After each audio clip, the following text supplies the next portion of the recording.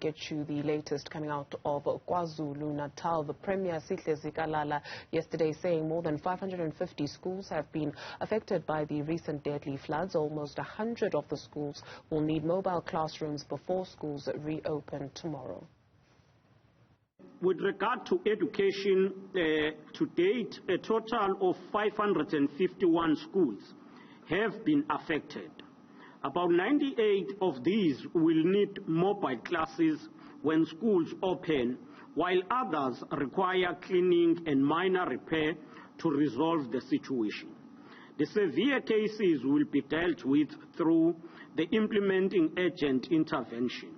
The department will unveil the plan to ensure that schooling return to normal when schools reopen, with also putting in place measures to support in all schools that are affected. Let's get you more on these measures. We're joined by the head of communication in the KwaZulu-Natal Education Department, Mr. Muzi Mahlambi. Thank you very much, sir, for availing yourself this morning. Maybe let's start off here. Schooling has been impacted. Are you satisfied that it can resume tomorrow? Good morning and morning to your viewers. Obviously, we are affected. Like the Premier was saying yesterday, 551 schools, because every evening the MEC convenes a meeting. The latest is that there are now 630 schools that are affected, and schools that we can't access in the region of 101 that will need the preliminary estimation in terms of financials is estimated at 442 million. With the plan and the discussions that we are having, we are comfortable with what we are planning to do. Obviously, we are planning for something that ourselves cannot understand, which is a disaster, which we are of the view that the rain has subsided. But what we are seeing happening is the continue of collapse of roads and mudslides, which are more dangerous to some of the areas that our teachers and learners shall have to travel going to schools. So we are working with the communities, getting information.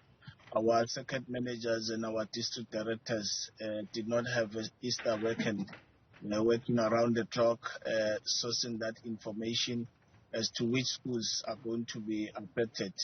We have begun a discussion to say if this happens the whole week, the 102 schools that we're talking about, what are we going to do? Because another variable in that discussion is that you will find that 90% of the learners are from across the bridge that was swept away by water, and they'll be able to access the school. But you'll find the situation where 90% of the educators are from the other side. What's going to happen with the 10% of the learners? What's going to happen with the educators? So these are the discussions that we are having. And school is an organization where a majority converges. So you will find that a lot of educators tomorrow will not be able to make it because their homes were damaged. A number of learners have become homeless, and they have lost parents and their siblings. So the situation will become clearer tomorrow when schools do open. And even the assessment that we are talking about of the estimates of financials, our infrastructure officials will be able to go to schools to do a proper assessment, which they couldn't do in the last few days.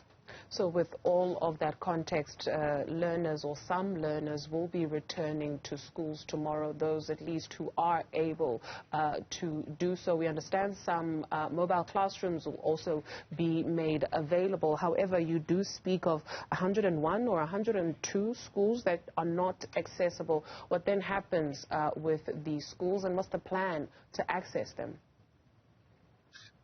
Well, we are building on our experience that we have in dealing with pandemic, but pandemic at least was not as dynamic as the storms and dangerous as the storms that we are dealing with.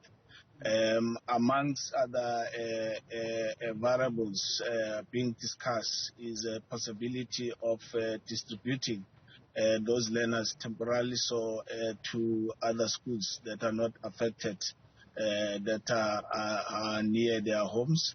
And we are looking into then what happens in terms of the educator deployment. The human resource unit of ours is working on that. In this evening meeting, we'll be discussing the details of that to say if it takes more than this week, if it takes more than a month, what then happens, and the psychosocial support of such movement, because to be moved to another school at this particular point in time with a different uniform, encountering different peers, educators, it will affect our learners, it will affect our educators. So we are also having a plan as to how we're going to be supporting them, more especially learners that will be coming from homes where they have lost everything. Some of them have become homeless. Some of them have lost all their learning material, as it were. So these are the things that we are taking on board when we are meeting every evening. Muzi Mahlambi is the head of communications with the KwaZulu-Natal Education Department. Thank you for availing yourself this afternoon.